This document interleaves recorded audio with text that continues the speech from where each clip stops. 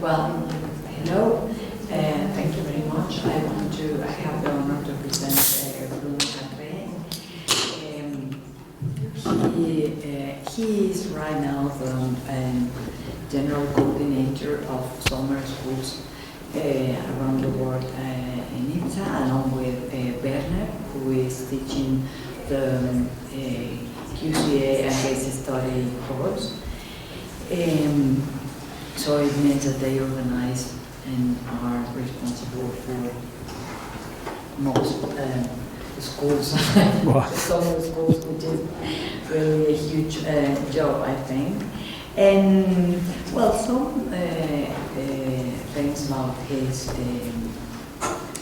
past academic background. He did in 1988 his PhD in political science at the Institut d'Études Politiques de Grenoble. And between 1988 and 1989, he did a postdoctorate studies at the Nuffield College in England. He was a junior researcher fellow in 1989 at the Institut d'Études Politiques de Grenoble as well. And in 1994, he was awarded with a bronze medal for his research on elections and electoral sociology. And since 2006, he is senior researcher fellow at the Centre de Recherche Scientifique the Science Po, and professor at the Science Po in Paris.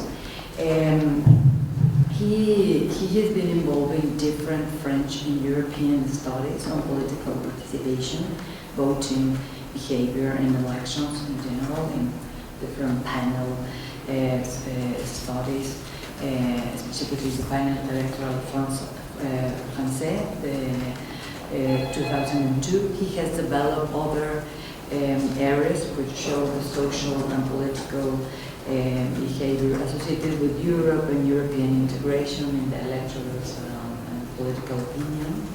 He teaches in Science Po, as I mentioned, the political sociology and quantitative methods courses. He also teaches at the ACPR summer school in methods and techniques, and well, in different IPSA summer schools at Sao Paulo, Singapore, and obviously Mexico. Thank you very much. So, go ahead.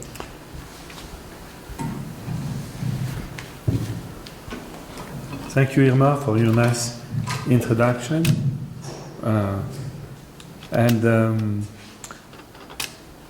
The topic I'm going to talk to you is at the same time the most trivial question and one of the most difficult to answer. How to get published is obviously the objective of any academic life, and anyone working in the field of academic research is constantly confronted to that question. And obviously, if there was a magic, unique answer, we won't get that section. There will be a direct answer to the complex question. We will know exactly what kind of things we have to do to get published.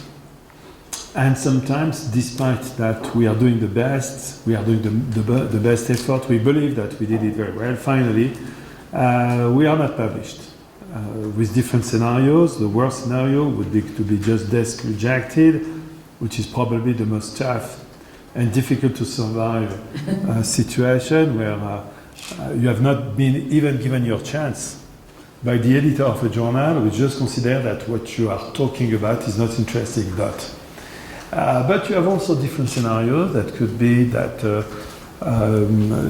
you are finally getting published after resubmissions, after many efforts, and sometimes it's even more surprising that you believe that you send not the best paper of your life and finally you are accepted. So I'm going to try to present to you what life has learned to myself. I'm not pretending that if you are following my rules or my advices, it would work, okay?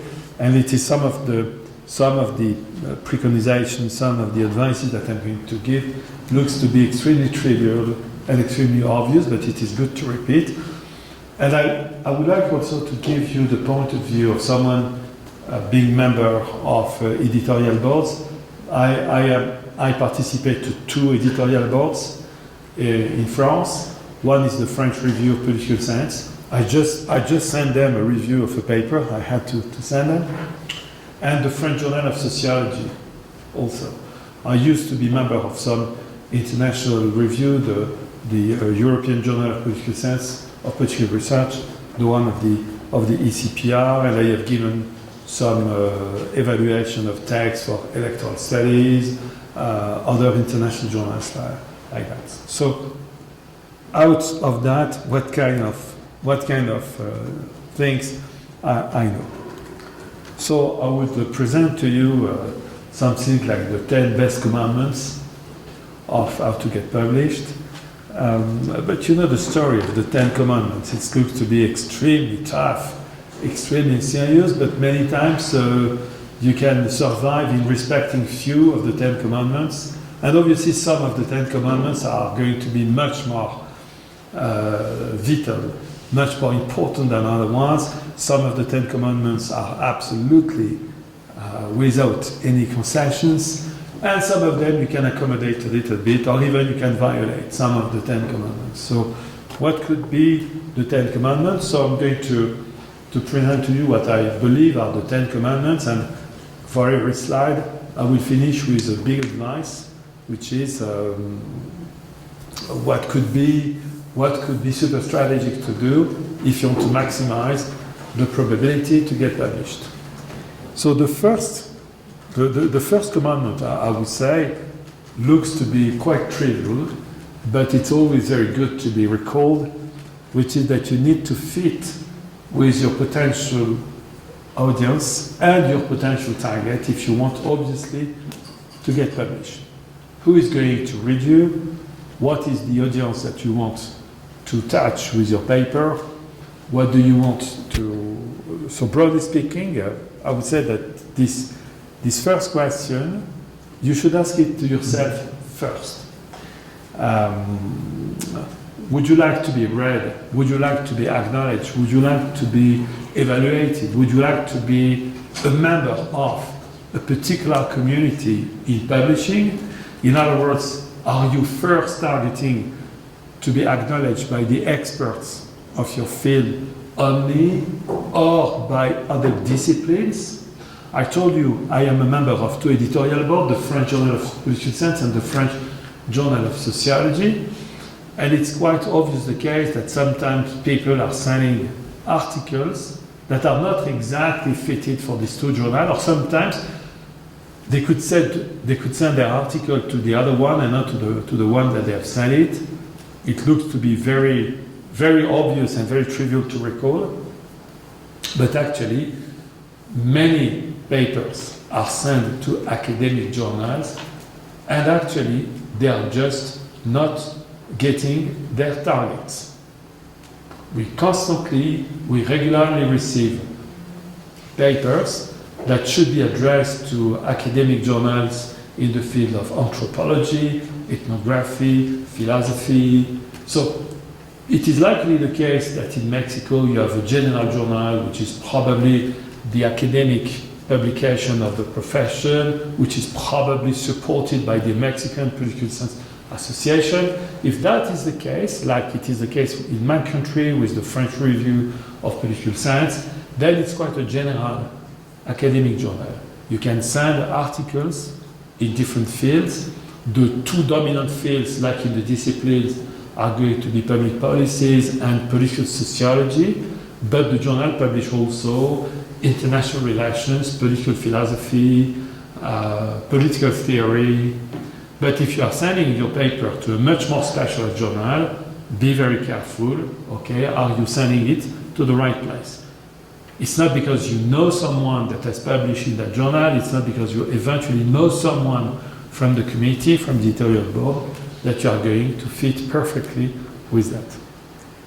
So it's good to recall because actually the different audiences, the different targets that you can have in mind have actually not the same backgrounds, the same knowledge, the same assumptions, okay? So in other words, you ask to yourself, why am I would like to read this paper in that academic journal.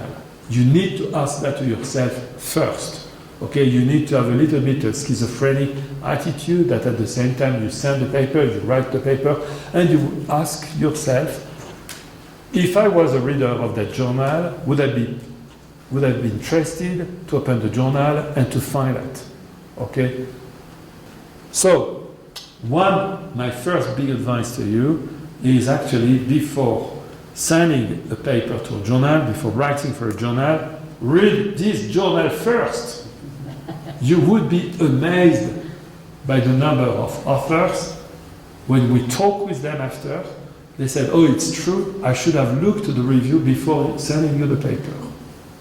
So, duty and task and advice number one, which is if you are targeting, I want to get published in that journal, obviously, you read that journal, you are going to browse the archives of that journal, you want to know what style of paper they are used to publish, what style of writing they like, what type of mix between theoretical considerations and empirical analysis that they like. So, in other words, which is the title of that slide, you just want to be fitted with your target. It's not demagogic. It is not cynical. Okay? It is just to put all the chance on your side to get published. You just need to, you want actually that your paper enter into the collection of that academic journal. Okay? It is obviously also very strategic that you are looking carefully to the board, who are the members of the board, who could potentially evaluate your paper. Okay? If you take my example, in the French Journal of Political Science, which is quite a general journal, which is welcoming, many papers coming from the subfields of the discipline. Okay? We are only two quantitativists in the editorial board. The editorial board is going to be composed of nearly 20 persons, and we are two quantitativists. So, if someone sends an article to the journal, it is super likely that I'm going to evaluate. If it is a quantitative oriented paper, it's very likely that I'm going to evaluate, okay, the paper. So look to the journal, read it, browse it, look to the editorial board, and particularly, I would say, fit extremely well with the format of the type of paper that they're ready to publish, length, okay, the good proportion between the theories and method and data analysis, the writing style also in that journal, which is obviously something that gives to the journal its specific, I would say, identity. Okay. Particularly, by the way, we are receiving many too long papers. Okay, on the web page of the journal, we are saying that we are welcoming that size of paper, despite that we say so. Many authors send too long papers, and when I'm saying too long papers, it could be the double as expected. So obviously, if we are receiving a paper which is just too long, there are two negative a prioris. The first negative a priori is that the author do not respect the line that we put explicitly on the web. In other words, that the author doesn't care about herself, the editorial board. The second negative thing is that obviously, when the paper is very long, if the paper is not that much exciting, okay, the probability that people are going to stop to read you after a few pages is super high. So respect the obligation that the journal is asking you to fulfill. Try to fit a maximum. If you are a little bit longer, I would recommend that you are sending a letter to the editor of the journal, which is, I did my best to respect the maximum length, but I have too many exciting things to tell you. I'm ready to reduce my article, obviously. And you try to explain why the article is not exactly in the format that was expected. Commandment number 2, C2, would be to respect also your audience and your target. So do not make them to have to work a lot to figure out what we're trying to explain. Again, we are receiving many papers that their structure, their plan, the writing style make the duty of the reader extremely costly, extremely difficult. So actually, do not forget that the people that are going to read you, that you're submitting your paper, are most of the time very busy people, especially journal reviewer and especially the editor of a journal. To be the editor of an academic journal is a super tough, very demanding task. You cannot imagine what it is. It's a nightmare actually for most of the editors. They work like mad. Most of the editors have not that much administrative support.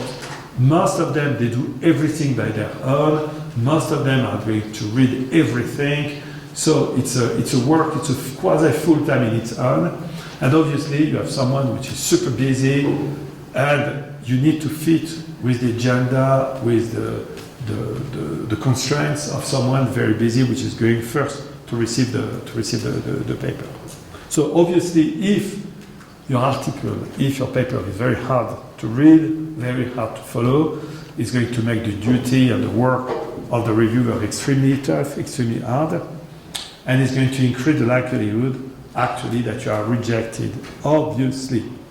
So my second big advice is actually few simple things can make a big difference in the way that the editor or the board of the journal is going to appreciate or is going to have a first impression. Many things, it's nothing. We are still receiving many papers with no page numbers. It's extremely frequent. I don't know why. My view is that it could be that once the author has finished the paper, he's so like that. I finished my paper, it descends immediately. My goodness, what a big error. We are receiving paper with no page numbers. So in the discussion of the editorial board, it makes the thing more complex. People are going to say, oh, page 6, there is that, and another one is going to say, oh, I'm sorry, I was obliged to reformat the paper, and for me it's page 8. So it is extremely frequent mistake that people do not put the page numbers on their papers. Okay. Footnote also, you need to respect strictly the formatting and the format of the footnotes that the journal is asking you. Okay, so respect that carefully. Do not do like a famous French political scientist, which is sending papers. It's a famous professor that have an absolute adoration for footnotes. Footnotes is highly rhetorical. Many times in the footnote, you just speak to yourself. You speak to yourself. Well, if I would do more complex, blah, blah, blah. Okay, but footnotes also sometimes are used just to show how much books and articles you read. Okay, and one famous French political scientist is sending journals, paper, where you have one page, okay, with footnotes like that. Text like that, footnote like that. No, it can't work. Okay, it can't work. So never do these kind of things. Okay, gigantic footnotes, super complex footnotes where the reader constantly needs to get in the footnote. They say, oh, if I'm not reading the footnotes I'm going to miss a very important point. Okay, page number. Titles for the graphics and title for the tables. Also, you would be amazed how much paper are sent to academic journals with very poor titling of their graphics and their table. Sometimes you've got quite volatile title of table and graphic. On page 2 you find table 2, on page 4 you find table 1. Okay? Or it could be that the titles of the tables are also super esoteric, just talk to you. So the title of the graphic, the title of the table should be at the same time precise, but should immediately give to the reader a first good, accurate appreciation of what you have in the graphic or what you have in the table. The precision into the appendix also. So if you send a paper which is 20 page with a 100-page appendix, also is not going to work. Okay? So the appendix should be obviously technical. The appendix can be a little bit long, but the appendix cannot be 5 times the text, for instance, because it's going to raise at once an issue, which is that if you have 100 pages appendix, it is probably that you did plenty of selections into the text. So you need to explain that to the reader, and it could make the task quite difficult. The way that you are, where do you put the tables? Where do you put the graphics? We have different schools in that. Personally speaking, I just hate when I have the graphics and the table in another document, because then you need constantly to navigate between the text and the appendix. It's not good. I much appreciate to have the text and the graphic inside the text at the right place with the right title in the good sequential order, that when I am reading on page 2 graphic 2, on page 4 I am waiting to read graphic 3, and these kind of things. Okay? Eventually you could put the graphics, the tables into an appendix with a table 1 somewhere there in the text. I don't think it's that much good. It looks like work in progress. It is not really an edited text which has been edited. Okay, I think that for a draft that you send to your colleagues to know their reactions, it could be good that you just put table 1 should be somewhere here, but not for the academic journal that you are targeting. Obviously, you have the question of the plan. What type of plan are you doing? So we have the famous international model, which is INRAD, that probably you know: introduction, method, research, and discussion. Okay, which is the typical plan that you will find on today in the discipline, in most academic journals, where in the introduction you have a short state of the art, where into the introduction you are going to raise the research question, you are going to subdivide the research question into a set of hypotheses that you want to test, and then you go to the method section where you are presenting the data, where you are presenting eventually the statistical models that you want to test. Then you go to the analysis, and the last section is going to be a discussion. The last section, discussion, is not purely rhetorical. It's not just to say, well, I have tried to do so, it works a little bit, it doesn't work for other reasons. So, no, it should be quite a long section, and it should be quite deep. You want really the reader of the text to appreciate the fit between the research objective, the research question, the empirical validation, the limits of the empirical validation, and these kind of things. Okay. I have one slight personal hesitation that I just want to give it to you, and I would appreciate to have your reactions. I like, obviously, this kind of international plan for the papers. But sometimes you receive papers that are raising research hypotheses in a very caricatural way. Very caricatural way. H1, hypothesis 1, if you are better educated, you receive a better salary. Oh, come on. Come on, you have not done a PhD and research to do these kind of things, to say these kind of things. If I'm rich and in good health, I'm more happy. I read many articles like that.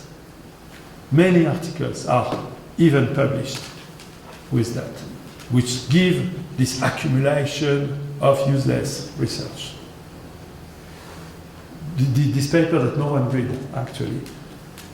Okay, so I would strongly recommend to you that when you formulate a research hypothesis, it should be a little bit counterintuitive, a little bit surprising, that immediately the reader is going to say, well, there is something very original, very interesting, very, very innovative.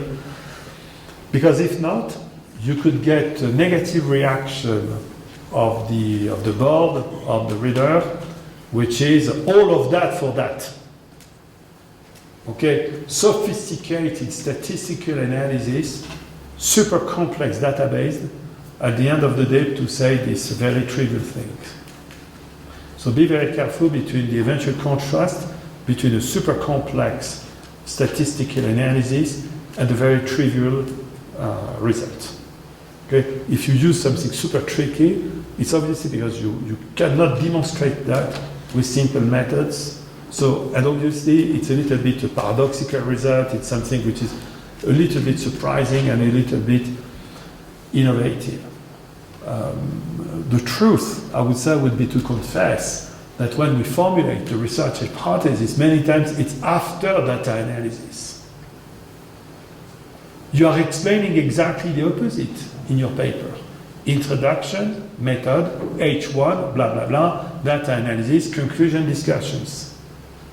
But actually the truth is that in the reality of the real empirical world, you reformulate your research hypothesis after data analysis. So it's a much more iterative, hypothetico-deductive reasonings, actually, than I have a big research hypothesis that I'm going to validate or not to validate. So I think it would be good that you explain that. You can perfectly put a footnote by saying, I was starting with a particular point of view, with a particular hypothesis, but I did run my analysis that conduct me to reformat, to rephrase my research hypothesis, and the research hypothesis that I am presenting to you is actually the result of many data analysis. I'm pretty sure that the reviewer of your paper is going to appreciate that honesty, okay, rather than to say, well, I've got a fantastic idea and suddenly I've got the data to validate that. My commandment number 3 would be to outline carefully your ideas. Okay, you need to really be careful with that. You need to identify the main and supporting points of your article. What is very important? It should be the things that should drive your paper. Okay, and I would say that outlining in a orderly and quasi-linear way is not necessarily a condition for publication, obviously, but in fact, that I would say that broadly speaking, in general, I would strongly advise that you do anything you can to have a more or less linear progress of the ideas and the results. It can't be too fuzzy, too chaotic. It cannot be that you're proposing to the reader to get back 2 pages before. We know that the reality of the research activity is not like that. Research is much more, I would say, dialectic than linear. You've got this fuzzy process that you go up and down, that you go backward and forward in your ideas. It's not a beautiful linear trajectory. Actually, when we do research, we know that research activity is extremely messy. I guess not only for me, but I guess for you also, that you start by the end. We are not following this ideal linear plan in our research activity. But once that it is over, that you did data collection, data analysis, blah, blah, blah, I think that you have to reorganize the things in a way which is easy for the reader. Okay? I think that you can get some help from some techniques when you are in the process of writing. Every one of us has its own way, its own techniques, okay, to to present your ideas and to outline your ideas in a simple and a progressive way. Some people use post-its. I'm using a lot of post-its, actually. I put post-its on my computers, on my desk, okay, which is just to reorganize my ideas. Some people can use what we call mind map techniques, okay, splendid graphics where you see that ID 1 is followed by ID 2, blah, blah, blah. So you can write on a blackboard, okay, if you have a blackboard at home. So you need to find the particular technique which fits with your personality, actually, but anything which is going to improve the coherence of your research development. So my big advice for Commandment 3 would be that when you write a paper, you should tell a story. Obviously, writing is about telling a story. But that storytelling should be a coherent one. Again, you would be amazed that we are reviewing papers where at page 12 you discover that the author contradicts page 2. It's just because the writing is just a consequence of a super messy, fuzzy, complex process which is backwards, forwards in my ideas, and eventually, if I'm not paying attention a lot to that, in the final result, which is my published paper, I could let a trace of my hesitations. That I did hesitate at one stage on the interpretation on the result, and if you are not carefully looking for that, you can unfortunately send a paper where you contradict yourself. I have plenty of examples that I could give to you, but I found regularly this, and obviously when you have that in the paper, it's the end, because the evaluator of the paper is just going to stop to read. Commandment number 4 would be, I would recommend that you are starting with your ideas, your original idea, and then you expand it and you try to support, obviously, your ideas. If I was giving just previously the advice to tell a story, the storytelling of an academic paper cannot be the same as a novel. There is a little bit of the things that are like in a novel. Okay? You want to know, in the beginnings of your paper, you want to create an atmosphere, which is that there is a little bit of paradoxical question that the paper would like to solve. There is an old problem with no response up to now, or that you want to get back on a very old issue, but with new methods, with new data. So in the beginnings of the paper, the reader should have a little bit something which is a little bit a mystery, but it can be actually like a mystery novel, which is revealing the outcome only at the end. Okay? In the introduction, when you formulate the research question, I won't say that it is exactly like in the Detective Colombo TV series, that you know who did it immediately, and the whole series is to discover how it was done, but you know who did it. Okay, who done it, actually. But I would recommend that the organization, the order of your ideas should be clear if you find yourself actually repeating the same thing. Not that much progressing in your ideas, it is very likely that the structure of the paper needs to be reworked and revised. So, advice number 4, I would say that in the introduction of the paper, you should explain a paradoxical question, a tricky puzzle that you want to solve, but in the development of the text, you need to show how well you've been organizing yourself to solve the issue. It's not because the problem was complex, it's not because you are analyzing a puzzle that the text should be puzzling. Okay? And on the contrary, if you start by saying I have a super paradoxical question, but that's the way that I did organize the things in the data, in the research design, in the data collection, in the data analysis, and that you are very convincing that you did a well organization, a good research design, a good data analysis to solve a paradoxical question, the reader is going to be extremely seduced by that, obviously. Commandment number 5. Keep it simple, obviously. We are studying super complex topics. Okay? Endless questions. Okay, we study very complex questions in the different subfields of the discipline, but it's not because the problem is complex that the writing should be complex. The writing has to be simple, with straightforward sentences, not too long sentences. We are receiving a paper with jargon, a lot of jargon.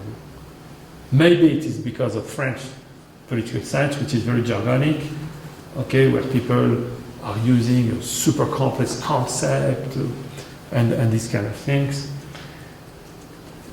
You have also the technical jargon. Obviously, it is related to my commandment number 1. If I am studying an article to political methodology, which is the top or among the top journals in the field of quantitative methods, I need to be jargonic on technique. Obviously, it's a paper about very, very, very high standard level of quantitative methods.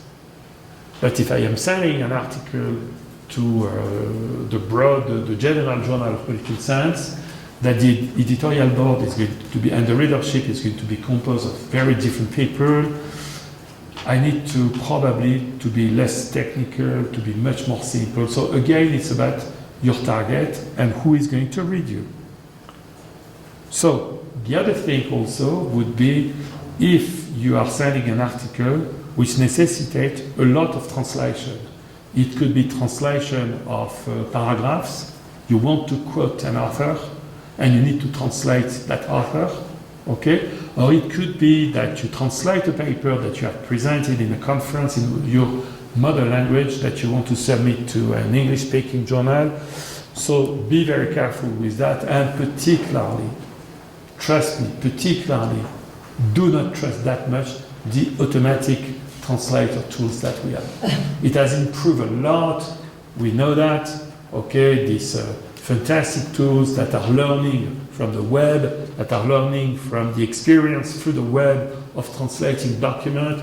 It is no longer the same as it was in the beginning. In the beginnings, that was absolutely horrible. Nowadays, it's extremely reliable, but still, it is doing a lot of embarrassing grammatical error, particularly embarrassing because it is going to show to the reader that you have used these tools. So we need to be a bit strategic. To be a bit strategic to maximize the likelihood to get published is obviously that you are using these tools. Okay, we are not going to tell a story that we are not using. We are all using these tools, obviously.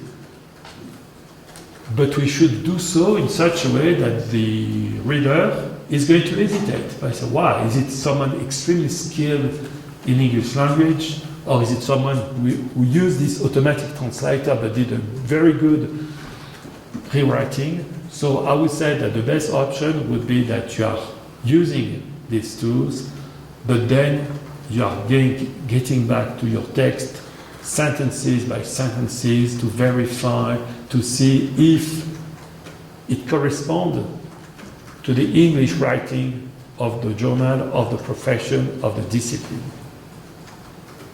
Okay? So my big advice would be advice number 5. Try to avoid a little bit snobbish jargon. In my country, part of the discipline is a school, an epistemological school that we call constructivist. And those people particularly are always using plenty of concepts, but they also want to show you that they are able to deconstruct their concepts, okay? And they are going to use a very specific language. When we receive a paper like that, we immediately identify that it is someone belonging to that school, someone sharing that epistemology, okay? And it's very jargonic, actually. So try to avoid as much as possible this. make simple sentences to explain complex things. The reader is going to be extremely seduced if you can explain in simple terminology extremely complex issues, particularly when you are reporting quantitative analysis.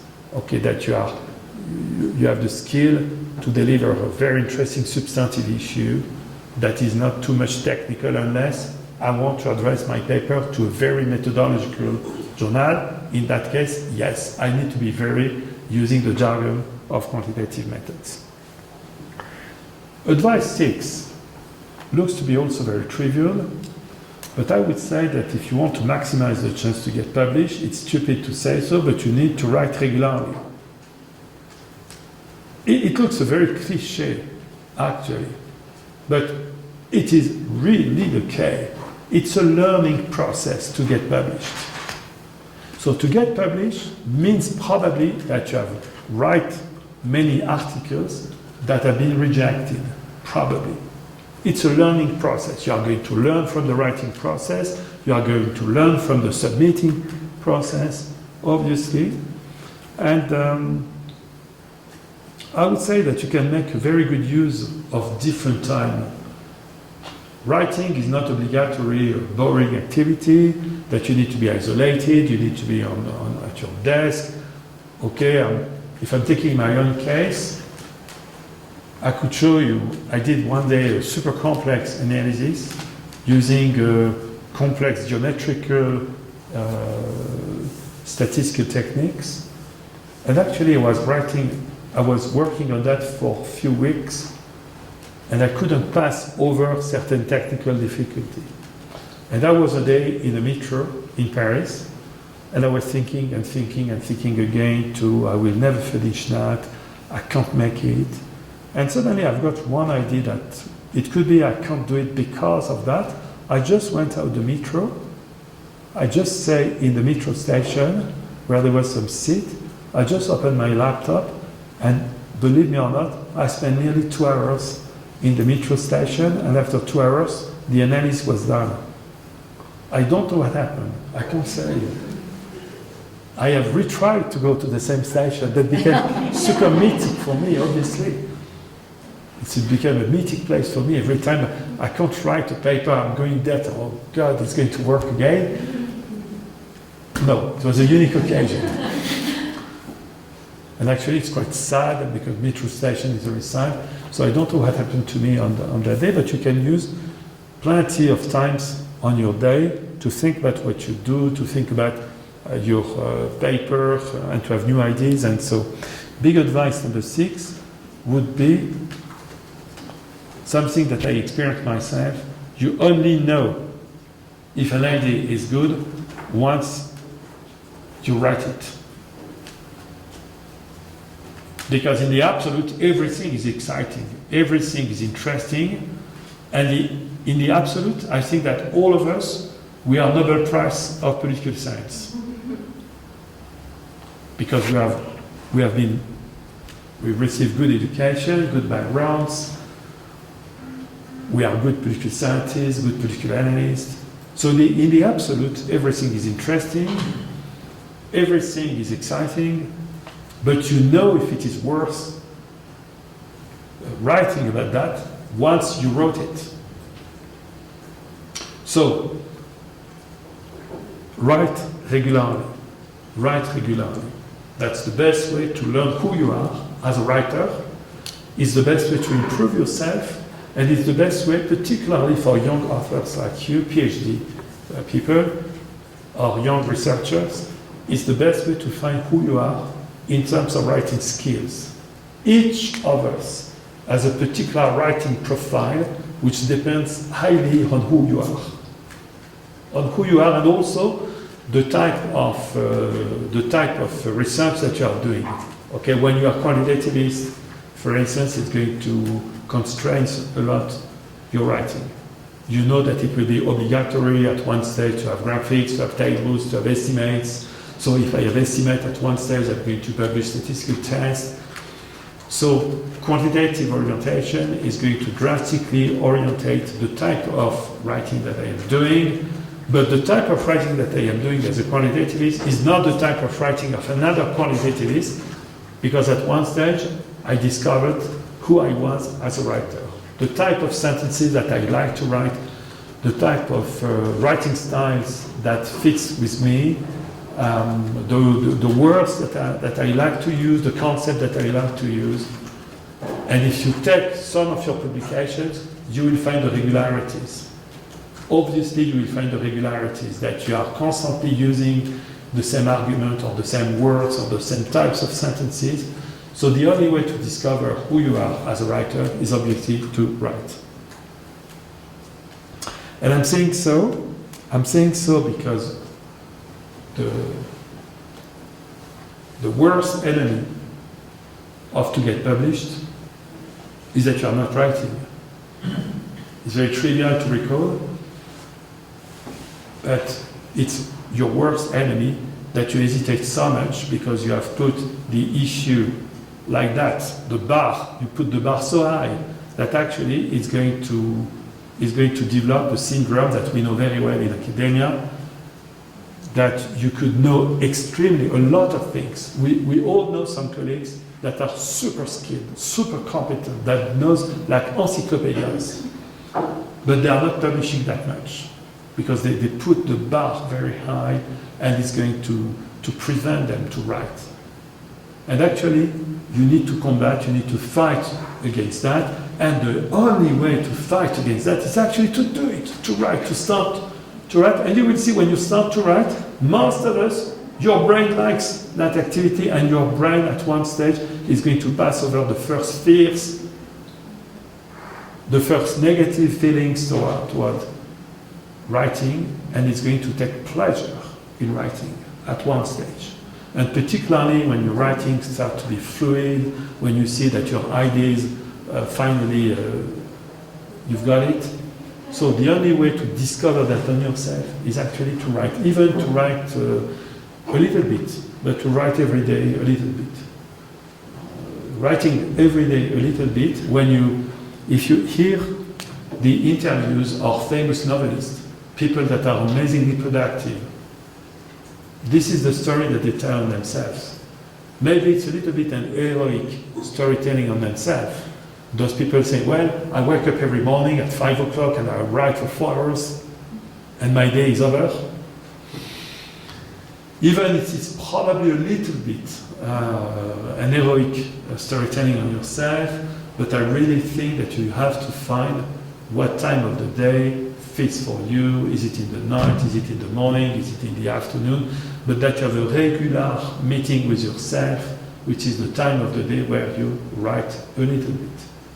Even if it is writing 1 or 2 paragraphs, 1 page eventually. So write regularly is the best way to get published, because then it's going to maximize that the fluidity of your writing, the maturity of your writing, obviously. So needless to say that you have to pay attention to good and bad writings. Okay. What I want to say is that actually my commandment number 6 was about writing regularly, but commandment number 7 is about reading regularly. Because reading is also the other activity of someone who wants to maximize the chance to get published, because it is only in reading that also you discover who is your model, what type of author I would like to look like. Where is my model? Who is my model? I'm not saying that we should have a master and that we are just the slave of a master. Obviously it's not that, but at one stage you need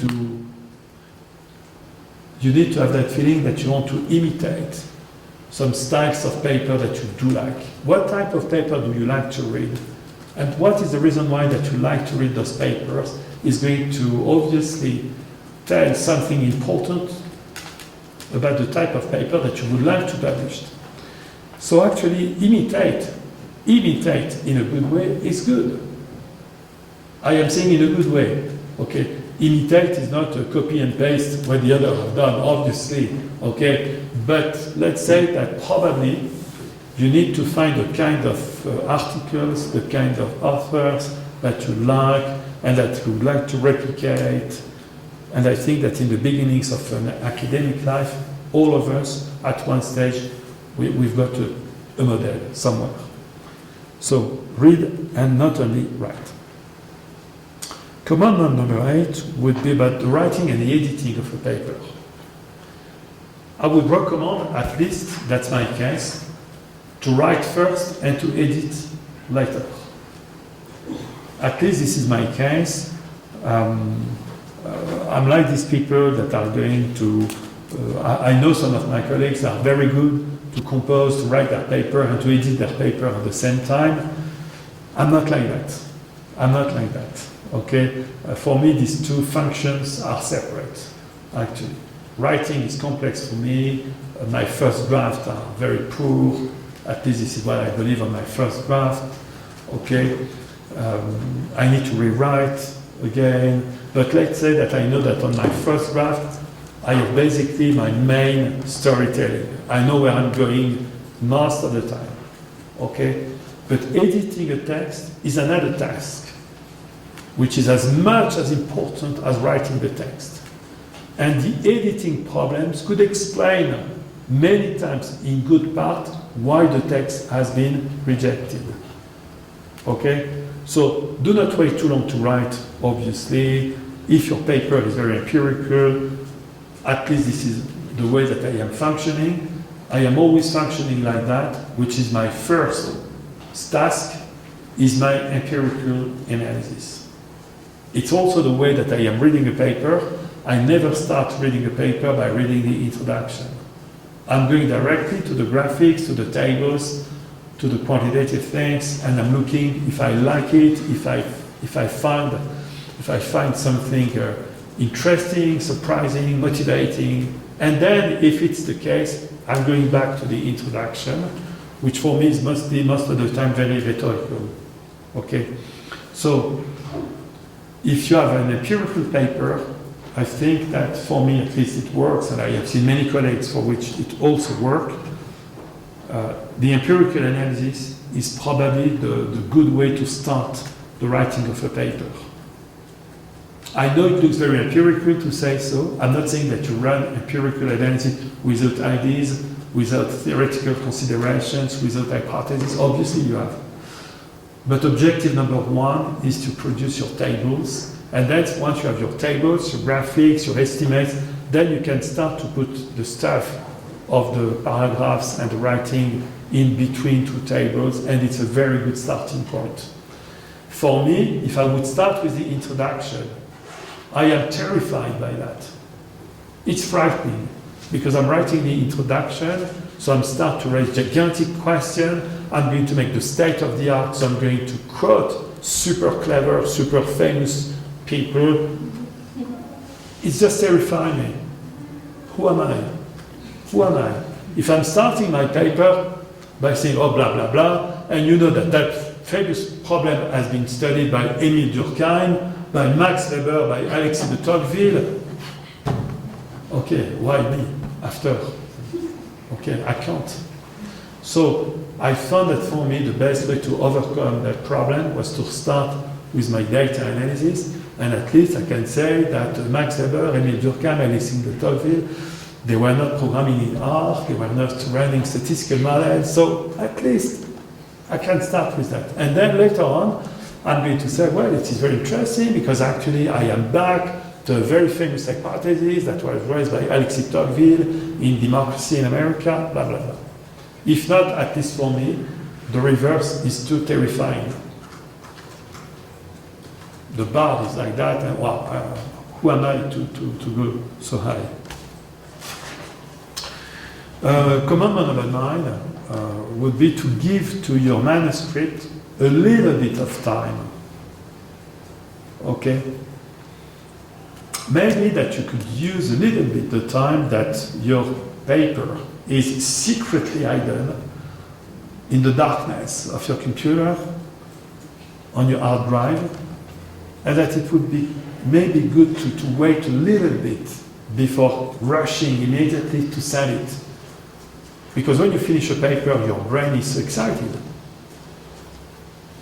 You did it, it was very challenging, it was time consuming, it was extremely painful.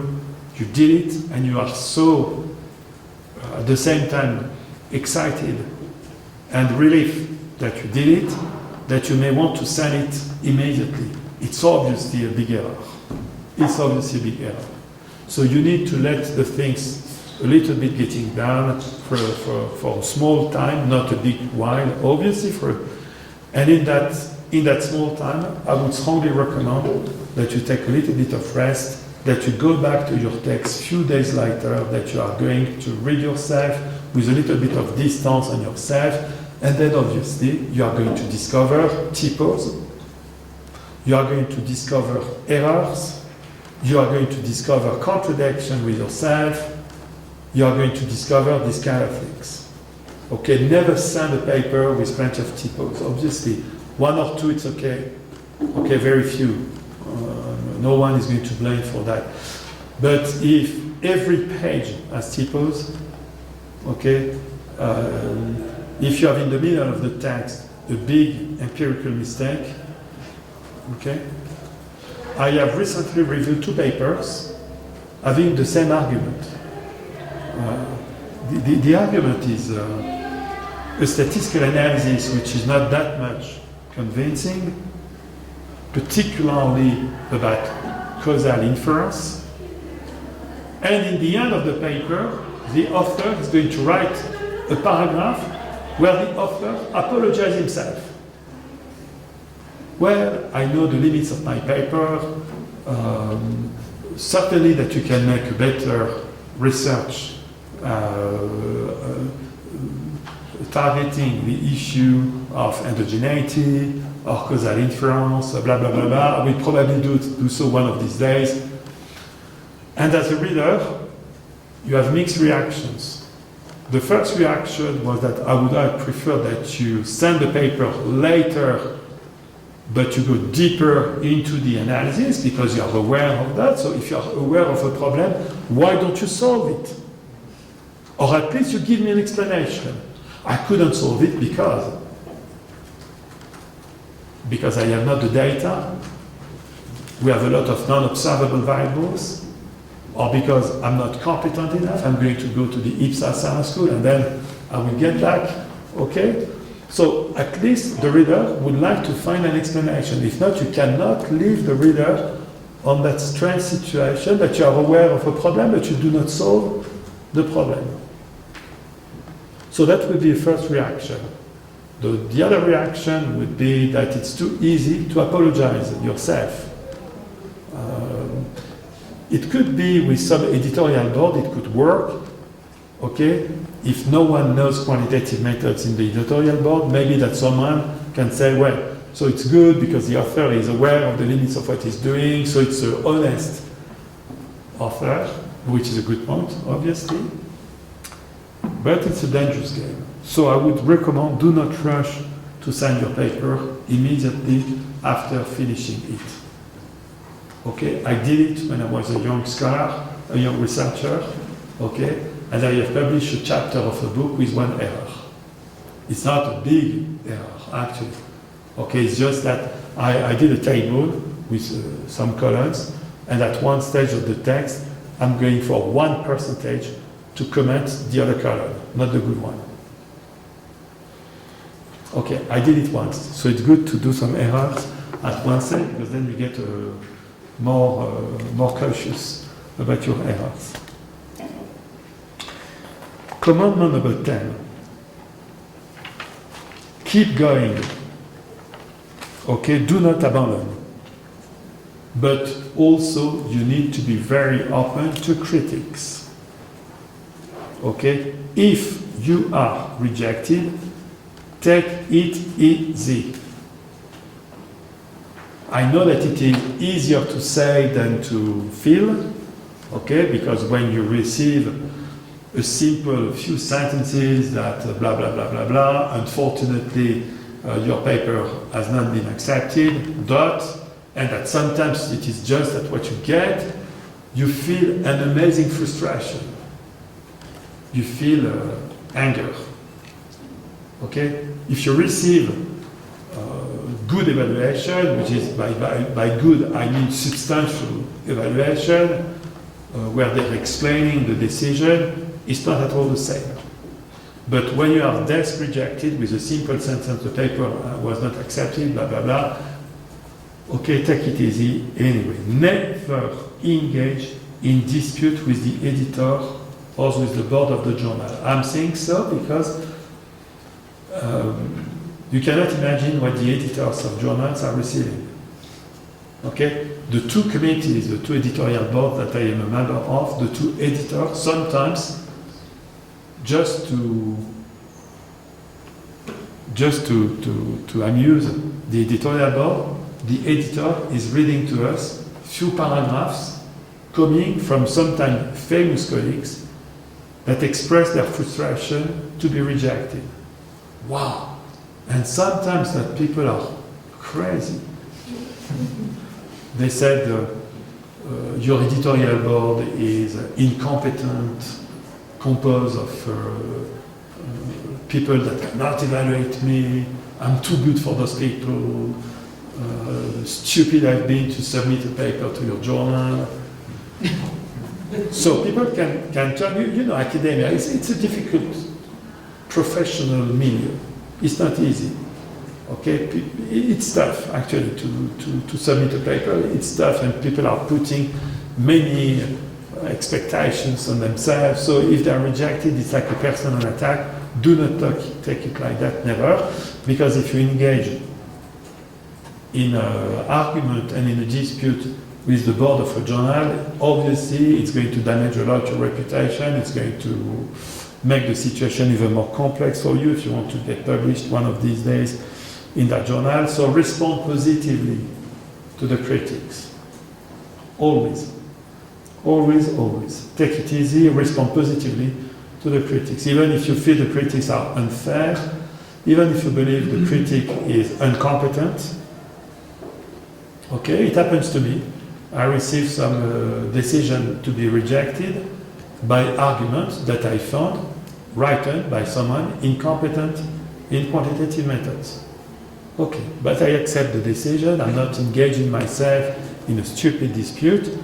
So you can resubmit if you got the decision to resubmit, obviously, but I would really advise that you take a little time to resubmit, and probably after consultation of many of your colleagues. Okay, take seriously into account the critics. A very, very strategic attitudes that works very well is when you resubmit a paper, you are going to accompany the resubmission by a letter. In that letter, obviously, you are going to thank a lot for the critique that you receive, okay? And you are going also to make easier the life of the reviewer. In your letter, you are going to say, I have modified that paragraph, that page, and so on and so on. So this letter could be a letter of 5-6 pages, okay? But it's going to be highly appreciated by the editorial board as a sign of seriousness, that you are someone very dedicated, that you have taken very seriously the critics, and also that document is going to drive the attention of the reader to the points that you want. If you are particularly happy with yourself, that you have been extremely good in responding to one of the critics, that you really believe you make a good point in responding, obviously you should highlight that in that letter. And that letter is just a super strategic document. It facilitates the life of the reviewer. The reviewer likes to get that because the reviewer considers that he has been taken seriously in consideration, is going to take that as a mark of respect and politeness even on your side, which is super good, and the reader is going to restart to read with an extremely positive attitude in mind. Because we know who we are, okay? Even the best honest person at one stage could have some a priori. When you open the paper, you could get immediately positive or negative a priori on the paper by very few things. So when you resubmit, obviously, very strategically, I would recommend that you accompany that with a letter which is explaining what you have done, which is going to play the game, the basic game of academia, which is that you like intellectual debates, that you have taken the critique as an incentive to improve yourself, that you take it as really an intellectual debate, which is actually the historical foundation of academia. That we like that. We confront ourselves, receive critiques, but we have respect, and we like this kind of intellectual exchange between you and the editorial board. Last advice, the title of your paper. The title. People do not pay attention to the titles of their papers many times. They give a title which corresponds partly to the content, sometimes, which translates that also you've got hesitations, evolution in the writing process, that in the beginnings you wanted to do a paper on that title, but finally it's not exactly that you do. The title, I would suggest that you just avoid too fancy, too original titles.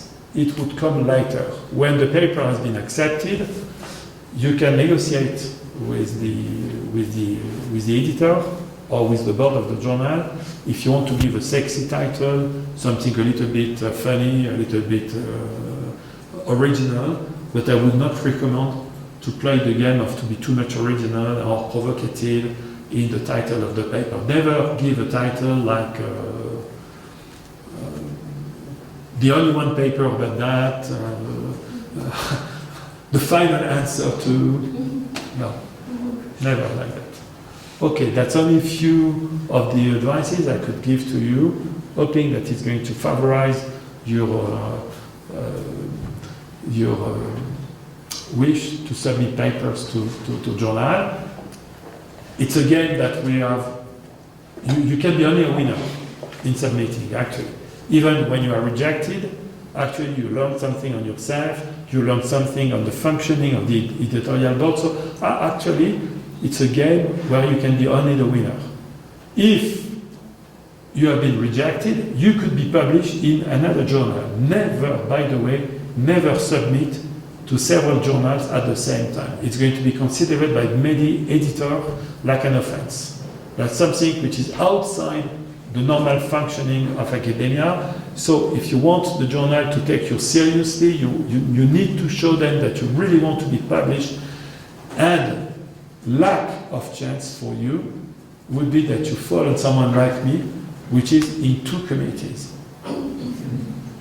So it happened to me, having the meeting of the French Journal of Sociology and the meeting of the French Journal of Political Science, and then I found the same paper that has been sent to the 2 journals, which obviously is a disaster for the reputation of the other. So never do like that. If you have been rejected, you can resubmit, or depending on the decision of the board, or you can present the paper to another journal. With 2 young colleagues, 3 years ago, we finally get published in a journal that we wanted to get published, French Politics, it is called. But actually, in the beginnings, we wanted something maybe more blah, blah, blah, okay? So we sent the paper to 5 submissions, and finally we've been accepted at the 5th one, and the 5th one was actually a much better publication ranking than number 4, number 3, and even number 2. So this could happen to you, that the decision to be rejected is not saying that you're not doing good research. It is not saying that you're not a good person. It is just saying that it's not in the line of the journal, that it doesn't correspond to their objectives many times. Okay, and you should take it as an incentive to resubmit or to submit to other journals. Thanks very much.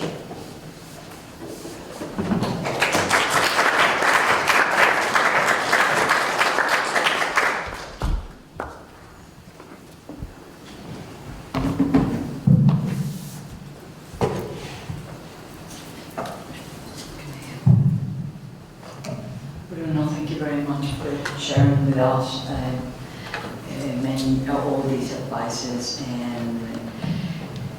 and I think, I mean, the writing and publishing has become, I think, a very difficult task, and it is incredibly competitive right now.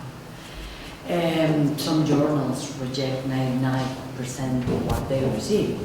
So it means that this is not only about, following all the advices, but also taking into account, what others are doing. Yes.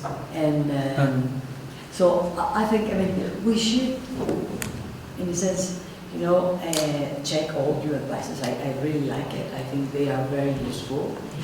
And but at the same time, be aware that this is a competition. I mean, you are competing. Yes, of course. In a sense, against others for being published. So I think it's difficult. Empirical analyses are more and more complex. Happily, we have the summer school courses that help us to produce this kind of analysis. But I mean, from courses to publishing, there is still a big step. Yes. Yes, there is a big step, obviously. Obviously. I forget to mention that the world of scientific edition is also in a period of quite big transformation. Not for the discipline, not for social science and not for political science, but in other disciplines, you start to have a rebellion of the academic community against some editors, not personal editors, but against publishers, more exactly, against the market also of publishing. You have some dishonest actors today in that market. We have some examples of academic journals that are actually just that ask the author to contribute, financially speaking, to get published, to pay. Never do so. Never accept that. The day you accept that, we are finished. It's the end for academia. The day that we accept that, it's over. It means that the devil is in the box now. So we should never accept to pay to get published, because also it's going to break the basic moral contract of academia. In some disciplines, it became quite a habitual thing. I know that in some countries, in a discipline which is close to us, which is law, it happened. Okay, private law particularly, journals. So the edition world is also in a certain transformation. We also have electronic journals, a movement also to get outside the big big avenue, the big actors of publications. The libraries also are starting to react that the cost of accessing to the different electronic bouquets of journals became crazily expensive, and so the world of editing also is on the way to transform, and we start to have alternative roads for publication with the academic criteria, which is validation by the peers, obviously. Universities also have their own strategies. Many universities have their publisher press, okay? So which is also one card that you can play with, which is if you did a very, very remarkable PhD in a university, maybe that you can get a little help from that university to get published your PhD as a book. Okay, I have not covered the question of books. I mostly cover the question of articles in journals, but also you have the question of books. what we know from the discipline trends is that collective books are less and less and less accepted by publishers. Even author books, because author books are very expensive. The price of the selling of the book could be amazingly expensive, and it became very difficult to sell the books outside the libraries. Most of the time, when we are publishing books coming out with one of my colleagues, we just published in April a book based on the big election study that we have done in Sciences Po. It was very tough to find a publisher for the book, actually, because they said, okay, it's 2 years after the election of Macron, who cares? So we had to reformat the project of the book, which is saying, yes, but all of that explain where we go with the European elections that are coming soon. Okay? And the good point is that we found a publisher which actually is publishing a lot of manuscripts also for secondary education. They are publishing academic books, but also they are publishing a lot of secondary education book, which means that our book is going to be in every single library that you can find in France, including local libraries, not university libraries, so which is very good, and we got immediately amazing figures of selling the book. But when you look carefully, we are selling the books most of the time to libraries and not so much to individuals, because books became amazingly expensive. Not a student can afford to buy a book on today. So this world of scientific edition is also with plenty of ongoing transformation, but you are right, it's a very, very competitive market. Anyway, I would recommend not to wait too long. Not to wait too long. I would say that it depends on the countries, obviously. But all today, if you want to get an associate professorship, for instance, if you want that the publication is going to help your CV, I think that today is very tough to get a position if you just have your PhD, doctorate. You need your doctorate plus some publication. In some countries, they do one and the same, because in some countries, the PhD is actually a set of articles that have been accepted or are ready to be accepted. It's the case in the Netherlands, in other European countries. It's not the case in France, where the tradition of the PhD is a book, actually. So in my country, the PhD is a book, so it means that in the meantime of the end of the PhD, you have to think about publishing. The journals doesn't like, by the way, the journal doesn't like that much if you take a chapter of your PhD and you send it as an article. It never works. It never works, because if you extract a chapter of your PhD, it's like if you would extract a piece of a body that you don't know the body, and you just have one piece, you don't know what it is exactly. But in many countries anyway, to get an academic first job, you need to have something else than the PhD doctorate book. You need one, maybe two published articles. So, yes, but you're right, it's a very, very, very competitive market. The French Journal of Political Science, we are rejecting 88%. But actually, believe me, it's not the good statistics. We reject 88, but we receive a lot of bad papers. Or we receive papers that are not targeted for the review, and many times, it's the reason why I start with that commandment number 1. Many times we have paper that the reaction of everyone in the editorial board is, we are sure that that person never read the journal before. Because you could see that the style of the paper doesn't fit with the journal. It is not the discipline. We recently rejected a paper that was obviously for a journal in the field of anthropology and ethnography.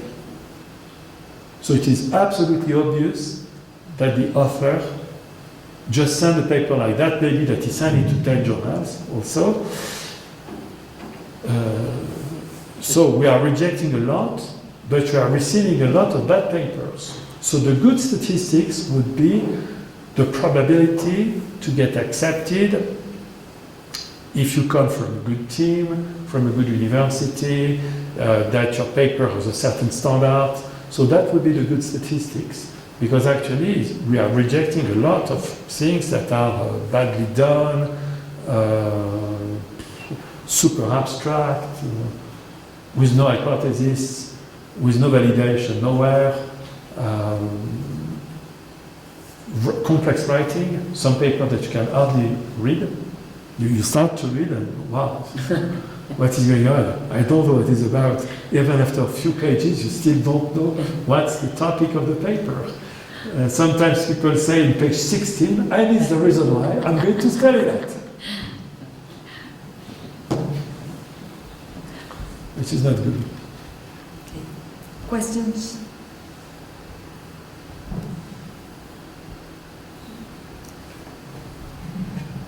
Well, my last comment is about asking colleagues to read the paper. I mean, take your paper as a kind of a draft. Mm. I think this is something you have to learn how to do it. I mean, how to criticize. I mean, I think one of the problems in Mexico and even in Latin America, I would say, is that criticizing paper's colleague is taken, personally. It is like, oh, he didn't like it, he didn't. So, I mean, we have to move really, forward and develop an atmosphere which is, a balance. I mean, with taking the personal, relationship just, outside of the academic discussion. And this is something that sounds silly, but it's tricky. I mean, it's a challenge. Really. Yes, it is like in a sport competition, actually. When you see a rugby match, how much they hurt themselves. Exactly. And have you seen after the match, the fraternity, the friendship between the players? They have respect, actually, for the sufferings that they have imposed to the other team, actually. And that's for me, normally that should be the good aspect of this ideal of academic community that comes from the Middle Age, actually. But it is true. I'm going to tell shortly a story that happened to me. That was a few years ago with two of my best friends in the discipline. We know each other for many years and we are a mini team and we are from different universities and we work on the consequences of European integration on French politics. So we did a paper that we wanted to publish in the French Journal of Political Science. So I talked to the editor that we were going to send a paper, but I'm a member of the board, so obviously we need external evaluation. And actually, we got a strategy that I think is very good, which is before sending the paper, to present the paper to different conferences, which actually is an extremely optimal strategy. The first conference that we presented the paper was at Sciences Po. That was a special conference about European integration, and we presented the paper at Sciences Po. And we believe it was excellent for us, because we say, after all, we play at home. So it's good for the first time that we are presenting what we have done, because we are playing at home, we have only friends. My goodness, we've been a little bit naive because we've discovered that there was not only France. We've received tons, avalanche of critics, very tough. We received so tough critics that after the session, the PhD student, the doctorate, they went to consolate myself by saying, oh, Bruno, it was very unfair. it's not normal that you have received so much critics. We are sad for you. They wanted to offer me a drink after the seminar. And that was the doctorate of the school. So I just say, it's fine. I'm very happy. I'm very happy. Inside me, I was super frustrated and desperate. But I presented a face that was for the young researcher. It's fine. It's academic community functioning. I'm very pleased. I have received critique. I'm going to improve myself. Because I absolutely wanted to present that to the young generation, which is, well, I've been assassinated and I like it. So we present the paper to a series of conferences. We went to ECPR in Reykjavik. So we were sharing the work. One of the three went to Iceland in Reykjavik. Very cold to present the paper. I've been to Madrid. That was much more cool, going to Madrid to present the paper. So, and after nearly 1 year of presenting the paper in about 5-6 conferences, we have accumulated many critiques, and every time that we were going to a conference, we were sending an email to the other. This is the critiques that we have received today, blah, blah, blah, blah, blah, blah. And after that, we have submitted the paper, and frankly speaking, I consider it's the best paper I have ever published. It's too long, because we were 3 super motivated authors, so obviously the paper was too long. The editor of the journal told me, okay, Bruno, it comes from you, it's unbelievable. You know the rules. You send me a paper of 100,000 words. How can you do so to me? So obviously I was obliged to cut. But we know that at least for French language, it's a paper which is considered as to be one of the key papers on today by the effect of European integration on the French electorate. We did qualitative and quantitative things, text analysis, blah, blah, blah, plenty of things. But it took a year, a full year of presenting the paper to different places to receive critiques. So I think that if you play the game positively, to admit the critics, to take it seriously, then you are going to improve on yourself, and also you are going to improve on yourself personally, which is that you learn to face critics. The bad thing is that if you take the critic as a personal attack, you cannot improve. Or you're depressed for a year. Yes, you cannot improve on yourself, and improving yourself is actually the final objective of academic research. I want to touch my limits at one stage. I want to know where are my limits. I can push away and away again, but for that I need the incentive of people that are going to hurt me. It took me a while to admit that anyway. It took me a while to admit that. I'm not sure that I was like that in the beginnings of my academic life, but at one stage it is called maturity when you get back. But frankly speaking, I can really tell you that the day we presented that at Sciences Po, so in the mother place for us, where everyone knows us, wow, that was tough. That was very tough. Okay, well, if there are no questions, then thank you very much, Bruno. Again, thank you for Thanks for your attention. Okay, and thank you very much. See you tomorrow and Tuesday and Wednesday. We have the Atlas D course, and the next lecture is going to be the Verano one on Thursday. So thank you very much. See you. Bye. Thank you.